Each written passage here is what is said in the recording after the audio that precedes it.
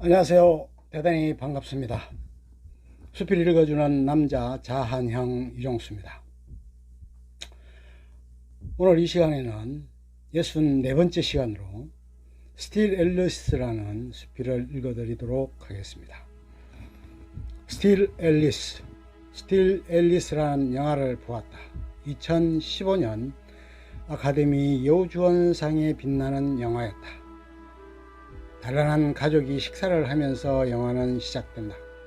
엄마의 생일에 아들과 딸, 그리고 남자친구, 마지막으로 둘째 딸 등이 와인으로 축배를 들면서 행복한 한때를 즐기는 듯한 단란한 가족의 모습을 보여준다. 아빠와 엄마도 좋아 보이고 가족들이 각자의 역할에 충실한 삶을 살아가는 중이었다. 엄마는 콜롬비아 대학의 언어학 교수로 나왔다. 유능하고 지적이었으며 충실하게 삶을 살아온 50대 중년 여성이 어느 날 갑자기 기억이 감퇴하는 증상을 보이고 이를 규명하기 위해 치료를 받는다. 그녀는 조발성 알츠하이머로 진단을 받고 치료를 받는다. 증상은 호전될 기미를 보이지 않고 계속적으로 악화된다. 사람도 못 알아보게 되고 잦은 실수를 저지른다. 기억의 상실이라는 것에 몰입한다. 자신은 어떻게 해서든지 맞서보려 하고 이겨보려 하지만 병의 악화에 속수무책으로 당할 뿐이었다.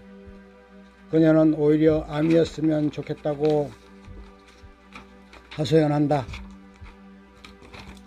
그러면서 수술하고 항암 치료하고 그것과 싸워볼 수 있는데 알츠하이머는 어떻게 해볼 방법을 찾을 수 없는 것에 절규한다. 학교에서 강의를 하던 중에 갑자기 적절한 말을 생각해내지 못하게 되고 멍한 상태로 보내게 되면서 본격적으로 자신의 병에 관해 고민한다. 정밀 검사를 받고 하나씩 자신의 기억을 잃어가는 데 대해서 대응하고 적응하기 위한 방법을 모색해 간다. 학교에서도 강의가 형편없다는 등의 평가로 인해 결국 자신의 병을 밝히고 교수의 회의에 알려지게 된다. 어느 날 한밤중에 남편에게 실토한다. 그리고 병원에 같이 간다. 유전성이라는 것으로 인해 아이들에게까지 고백한다. 딸아이는 임신 중이었다. 다행히 아이에게는 유전자가 발견되지 않는다.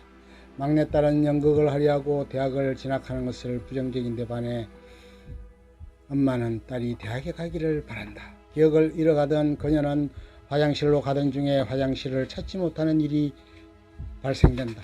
그리고 오줌을 바지에 그럼에도 남편인 존은 아내에게 자신이 씻겨주겠다고 하고 그녀를 목욕탕으로 데리고 간다. 한밤중에 자신이 잃어버린 핸드폰을 찾기 위해 이곳저곳을 뒤진다. 깜짝 놀라 뛰쳐나온 남편은 아내를 다독이고 내일 아침에 찾아보자고 하고 지금은 잠을 자야 할 때라고 설득한다. 한 달 후 우연히 핸드폰을 찾게 된 남편은 그것을 아내에게 건넨다. 한 번은 남편의 중요한 약속을 해놓고도 그것을 기억해내지 못하는 바람에 바람을 마친다. 어처구니 없어 하는 남편에 대해 아내는 자신에 대한 잘못 자책도 하지 못하고 어쩔 수 없음을 핑계댄다. 자신의 정상에 전혀 대항할 방법을 찾지 못한 주인공은 결국 자신이 모든 것을 잃을 때를 대비해 영상을 만들어 놓는다. 그것은 자신에게 자신을 죽이도록 명령을 실행하는 시기였다. 계단을 올라가서 어디 장롱의 위스랍을 보면 알력이 있는데 그것을 다 먹고 조용히 침대에 누우라는 것이다. 그녀는 그것을 실행에 옮기기 위해 올라간다. 그러나 그 기억을 계속 지탱해내지 못하자 노트북을 들고 영상을 실행시키면서 자신의 자살을 실행에 옮긴다. 그런데 그런 실행의 마지막 단계에서 간병인이 들어오고 그녀는 약병을 바닥에 쏟으면서 실패한다. 그녀는 알츠하이머 병자들을 위한 연설을 준비해서 감동적인 연설을 한다. 기억의 상실로 인해 자신들이 잊혀져 가는 것에 안타까움을 호소한다. 노란 형광펜으로 한 줄 한 줄씩 줄을 그어가며 연설을 해낸다. 남편은 미네소타로 일을 찾아 떠나고 결국 막판에 자신을 간호해줄 이는 작은 딸 리비아였다. 그녀는 연극을 하고 싶어 했다. 그래서 그녀는 연극인으로 살아가고 싶어 했다. 반면 엄마는 대학의 연극학과에 진학을 해서 꿈을 실현해 가길 권고한다.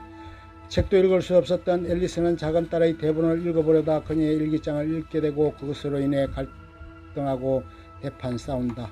그런데 다음날 그녀는 그것을 기억해내지 못하고 어떤 일이 있었는지조차 알지 못한다.